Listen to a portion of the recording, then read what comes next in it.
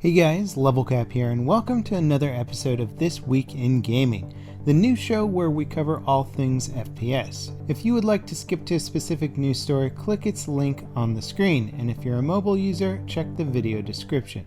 As Blizzard ramps up for BlizzCon, they have revealed the Overwatch World Cup that will take place during the event. Much like the World Cup of Soccer, aka football, this tournament will pit teams from nations around the world against each other. However, instead of the usual competitive teams signing up to take the crown, Blizzard and the community will be selecting the players for each region. This will be done through a community voting process, so some of the selections might be top-ranked players, but others might just be popular community members. People on Reddit have already started to predict that this will be more of a fun and light-hearted matchup, since team coordination will not be at the competitive level we're used to seeing from hardcore esports scenes. There's also no prize pool for winning the tournament, although the top 16 teams that are flown out to BlizzCon will receive an appearance fee. This is a little bit disappointing considering the other esports events at BlizzCon have prize pools of $1 million.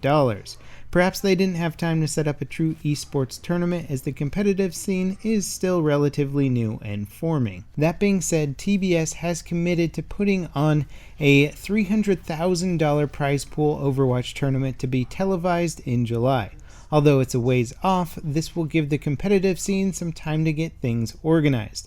It's certainly not going to be the first televised esports event, but it's a clear indicator of just how popular competitive gaming has become in the United States. And speaking of mainstream appeal for esports, Shaquille O'Neal, aka Shaq, who is the co-owner of the esports organization NRG, has just signed their first Overwatch team mix-up. Now, if you haven't heard of Team Mix-Up, you certainly will in the near future, as their team representative Siegel is very well known in the Overwatch community for his amazing skill. He's also fairly well known for his past in competitive Team Fortress 2, although Overwatch is taking things to a new level. Apparently, Shaq told ESPN that he loves Overwatch and wasted no time in securing a top team.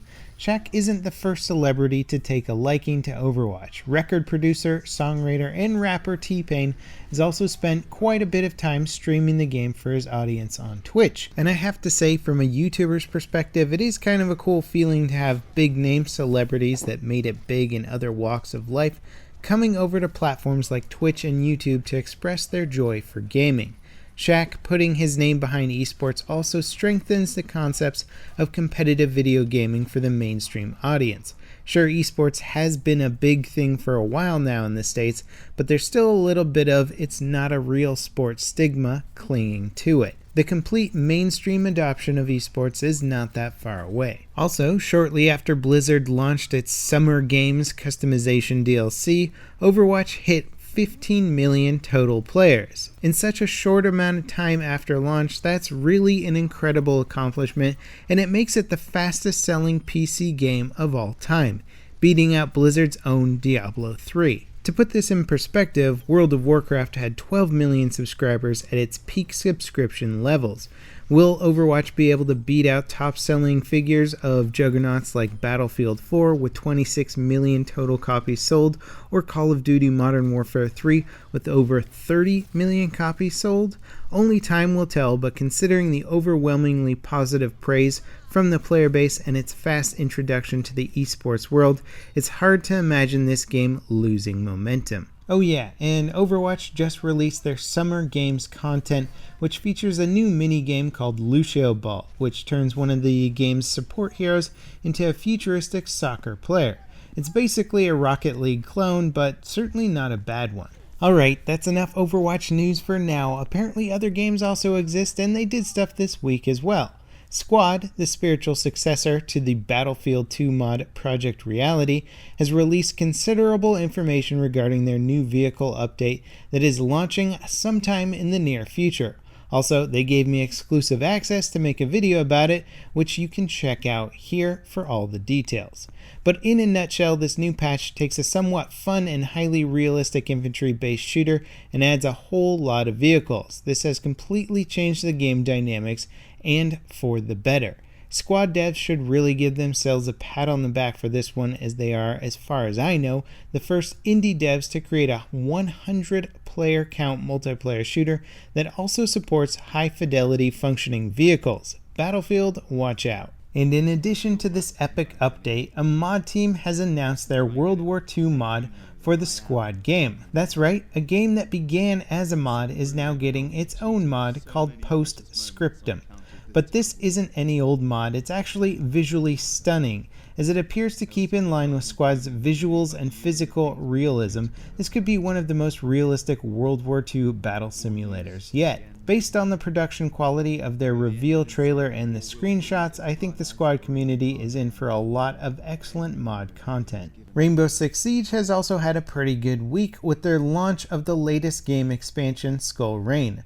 Like all their previous expansions, this one is free to all who own the game, though the season pass holders get the 2 new operators 1 week early, and they also don't have to spend renown to unlock them. This expansion is one of the best in my opinion, offering one of the most highly destructible maps that's also small enough to learn and defend effectively. Previous expansion maps have been fairly large and difficult to understand, and it looks like Ubisoft has listened to their audience on this one. I hope they continue this same design philosophy for many of their future maps. Also, the dev team shows no signs of slowing down their support for the game. With a long list of bug fixes and more balance updates planned for future patches, the Rainbow Six team is showing the player base that they are committed to making this game everything that it can be. Battlefield has also been teasing us a bit with their new weapons trailer. Although there's some recycled footage in the new trailer, there's also some new clips showing off some brand new weaponry, or rather old-fashioned weaponry. Sadly, I've been at an event, in fact I'm recording this from a hotel room in case you can't tell the difference in mic quality, but I wasn't able to do a trailer breakdown of the content, but I can give you a quick overview of what new things are in it. We get our first look at mortars and they make a very big explosion. This is not your run-of-the-mill dinky Battlefield 4 mortar. It may very well be a capable anti-armor weapon. There's also a new machine gun which may come with a suppressor attached to the front. Since minimap sound spotting is no longer a thing in Battlefield 1, this may purely serve to reduce the noise of the weapon for stealthy combat. We also get a stripped down Jeep with a mounted machine gun on the back. Although more exposed than its fully armored counterpart, this one seems to be able to aim higher, so perhaps it's designed more as a mobile AA alternative. Granted, you are fairly exposed, so it's not going to be quite as powerful as the mobile AA tank in Battlefield 4. Jack Frags also caught a few frames in his video of what appears to be a guy riding a horse, which is almost certainly a deliberate Easter egg from DICE. They well know that it's still one of the most anticipated features yet to be revealed. Everybody's curious about that horseback combat. We also get a short kill streak of the Browning Auto 5, which is a semi-automatic shotgun, adding to our Battlefield 1 shotgun variety.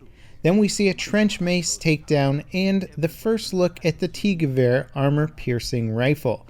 Considering the assault class already has a rocket gun, this weapon may be a Battlefield pickup with the ability to inflict massive armor damage. DICE is trickling out the teaser info, but I'm sure we're going to get something else at this year's Gamescom later this month, if not even sooner. Anyway, that pretty much wraps it up for this week in gaming. With Gamescom right around the corner, what games are you guys looking forward to seeing the most? Let me know in the comments section, and as always, thanks for watching. I'll see you next time. This is LevelCap signing off.